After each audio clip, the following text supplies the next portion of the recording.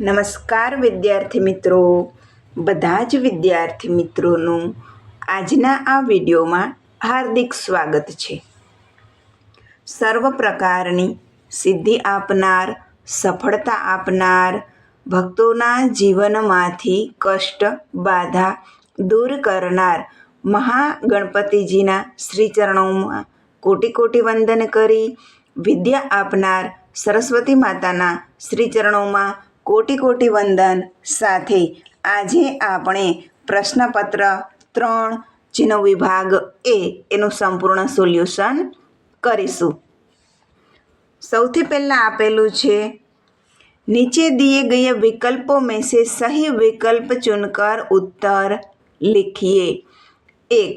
किसके बढ़ने पर जीवन भक्ति कम हो जाती है? तो द्रव्य भक्ति. बीजू છે, सदानंद का मन प्रसन्नता से नाच उठा क्योंकि. तो डी, मारवाड़ी सेठ ने एल्बम खरीद लिया था इसलिए. 3. मनुष्य जीवन को किस काम में लगाना चाहिए?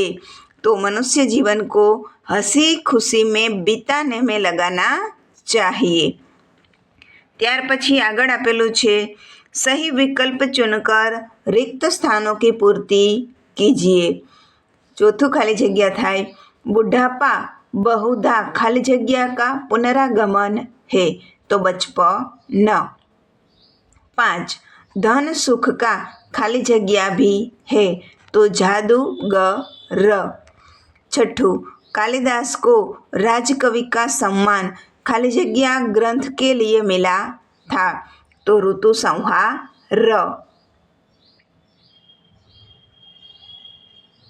निम्नलिखित वाक्यों में सही वाक्यांश चुनकर वाक्य पूर्ण कीजिए. 7. प्रोफेसर रामेश ने अपना ड्रीम प्रोजेक्ट का प्रयोग छोड़ देने का निर्णय किया क्योंकि यह काम मानव प्रक्षेपण यंत्र प्रोजेक्ट के प्रयोग से कहीं अधिक जरूरी है, इसलिए उसने ये प्रोजेक्ट छोड़ दिया. 8. यदि दंतुल कालिदास के क्षेत्र का निवासी होता तो वह हरिणों का शिकार न करता. 9. बुढ़ापा तृष्णा रोग का अंतिम समय है जब संपूर्ण इच्छाएं एक ही केंद्र पर आ लगती है. प्रश्न 10. निम्नलिखित प्रश्नों के उत्तर एक एक वाक्य में लिखिए. 2 मार्क બંને પ્રશ્ન લખવાના હોય છે. बिस्मिल की माता का सबसे बड़ा आदेश क्या था? बिस्मिल की माता का सबसे बड़ा आदेश था कि बिस्मिल से किसी की प्राण हानि ना हो. प्रश्न 11. प्रोफेसर माधवन को पसीना क्यों आ गया? यकायक चालू मानव प्रक्षेपण यंत्र से जुड़े पावर सप्लाई बॉक्स में धुआं उठता हुआ देखकर प्रोफेसर माधवन को पसीना आ गया. आगळ छे, निम्नलिखित प्रश्नों का उत्तर 2-3 वाक्य में लिखिए. प्रश्न 12. नंदन ने बिंदु से चोरी की बात किस प्रकार मालूम की? बिंदु कमरे में नीचे पड़े थोड़े से मेवे उठा लाया था, पर उसे लग रहा था जैसे उसने दुनिया का बहुत बड़ा पाप कर डाला हो. बिंदु अपने दोष का पश्चाताप करने के लिए भूखा प्यासा एकांत में एक कमरे में मुंह छिपाकर पड़ा रहा. प्रश्न 12. शुद्धा ने स्त्री पुरुष के भेदभाव के लिए क्या निश्चय किया? शुद्धा ने विज्ञापन में छोटे छोटे अक्षरों में महिला उम्मीदवार आवेदन न भेजे वाक्य पढ़ा तो यह बात उन्हें पची नहीं। उन्होंने निश्चय किया कि वे टेल्को कंपनी के सर्वोच्च अधिकारी को सूचित करेगी कि उनकी कंपनी महिलाओं को इस प्रकार का अन्याय कर रही है। उत्तर 4-5 વાક્યમાં લખો। એમાં પણ 2 આપેલા હોય છે, કોઈ પણ એક લખવાનો હોય છે અને એના 3 માર્ક હોય છે। વિદ્યાર્થી મિત્રો, પ્રશ્ન છે એ તમને કદાચ ના પણ આવડતો હોય તો પણ તમે પાઠના આધારે જે સમજો તે લખવો જરૂરી છે, કારણ કે લખેલું હશે તો માર્ક મળશે। लेखक के अनुसार तृष्णा परंपरागत डाकू रानी क्यों है? डाकू का उद्देश्य किसी भी प्रकार से दूसरे का माल असबाब लूटना होता है। इसी तरह अप्राप्य वस्तु को पाने की तीव्र इच्छा तृष्णा का उद्देश्य भी एन केन प्रकारेण वांछित वस्तु पाना है। इसमें इन्हें कोई बुराई नजर नहीं आती। इस तरह डाकू और तृष्णा में कोई अंतर नहीं होता, इसलिए तृष्णा को परंपरागत डाकू रानी कहा गया है। अथवा आपेलो छे, पंडित सादीराम क्यों खुशी से झूमने लगे?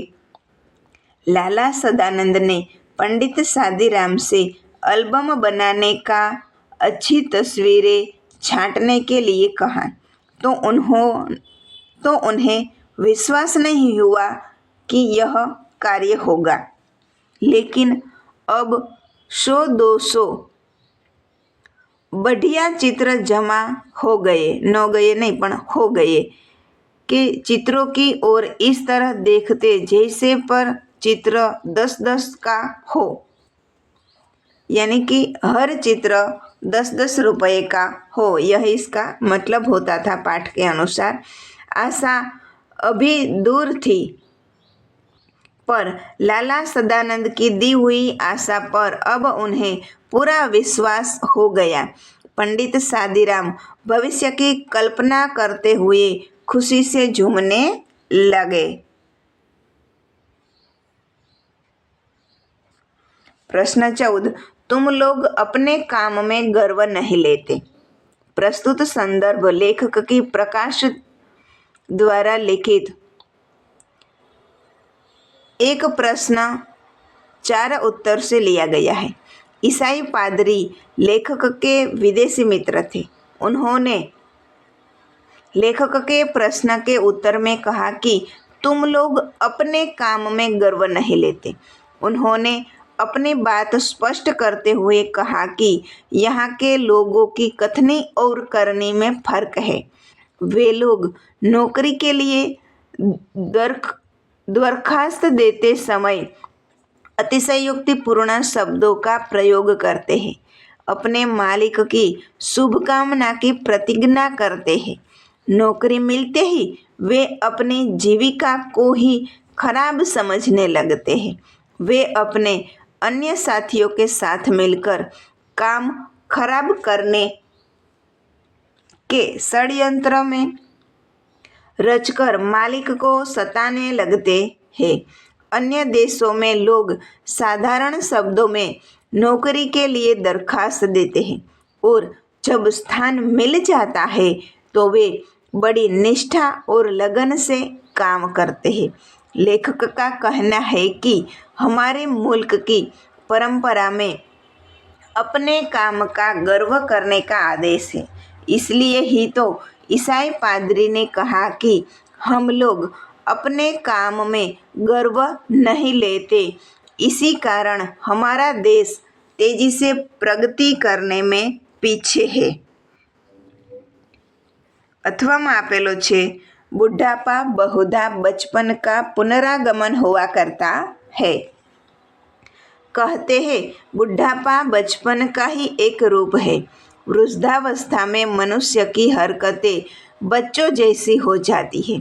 वृद्धावस्था में मनुष्य के अंग प्रत्यंग कमजोर हो जाते हैं और उन्हें बच्चों की तरह दूसरों का सहारा लेना पड़ता है। दिमाग कमज़ोर हो जाता है और याददाश्त बच्चों की तरह हो जाती है। दांत गिर जाते हैं और मनुष्य का मुंह बच्चों की तरह पोपला हो जाता है। बच्चों की तरह वृद्धों को मान अपमान की परवाह नहीं होती। जैसे बच्चों की बातों पर ध्यान नहीं दिया जाता, उनकी इच्छा अधिकांश बातों में समानता होती है। इसलिए कहा जाता है कि बुढ़ापा बहुधा बचपन का पुनरागमन होता है। વિદ્યાર્થી મિત્રો, મારા આ વિડીયોને લાઈક કરજો, ચેનલને સબસ્ક્રાઈબ કરજો અને તમારા સાથી મિત્રો સાથે અવશ્ય શેર કરજો.